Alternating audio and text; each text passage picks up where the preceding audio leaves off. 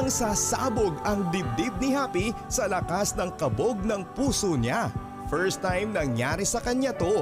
Hindi niya ini-expect na pagkakita niya kay Juan ay mahuhulog siya.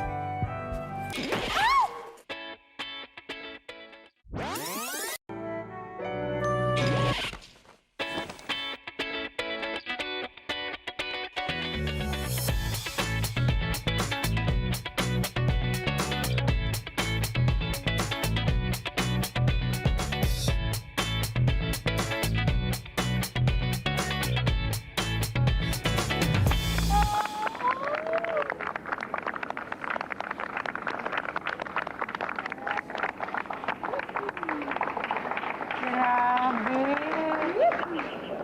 Saya-saya naman nila. Oo. Kumakaiyak ka naman, Happy. Parang ikaw yung nanay nung ikakasal. Kasi naman, no, saya-saya nilang dalawa, no? Tsaka nakuha niya yung gusto niya, yung perfect na wedding. Sana ako din ganun. Maging masaya, maging perfect yung wedding ko. Ka na lang umiyak.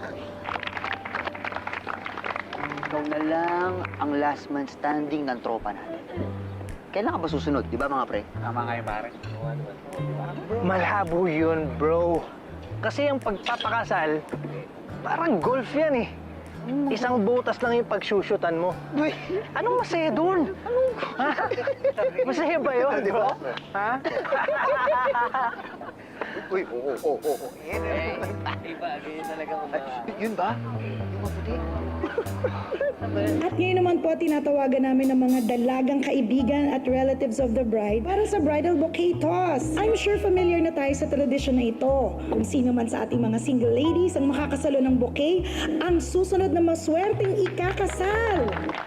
Happy, kailangan mo pumunta dyan. Dali. Ako, ate, huwag mo ko pilitin. Sige na, pumunta Ayoko ka nga, na. nahiya ako. Eh, akala ko ba yan ang gusto mo, di ba? Ayoko nga, nahiya ako. Nahiya talaga.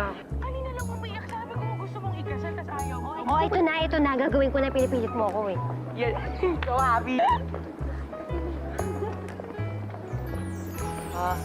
Hi.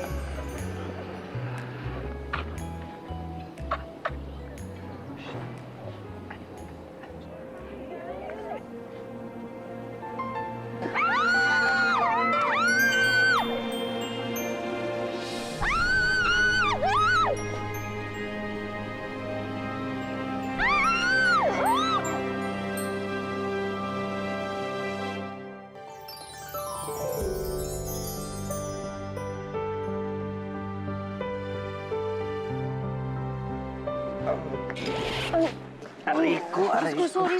Sorry talaga. Pasensya Next ka time na. kasi, miss, tingnan mo yung tatalunan mo. Excuse me. Happy! Yabang mo. Gwapo Ano ka nangyari? sana. Nasaktan ka ba? Hindi, okay lang ako.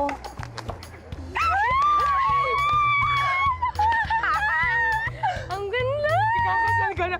Oh! Kala ko ba bet mo yung best man? Eh sabi mo, yun yung sign na hinihingi mo, na sinaga ng araw, parang galing sa langit, check. At sa pagkantahan yung mga angels, parang yung choir, check din. Ano problema? Ang kaso, suplado nga. Hindi ko naman sinasadya na mabaksakan siya, tapos siya naman yung paharang-harang doon. Eh di ba yun din yung sign na nire-request mo? Knight in shining armor. Knight in shining armor? Paano naging knight in shining armor yun, ate? Ikaw minsan slow ka rin, Happy. Kung hindi mo nalandingan si Mr. Swungit, dinangod-good yung pes mo sa sahig. In other words, niligtas ka rin niya.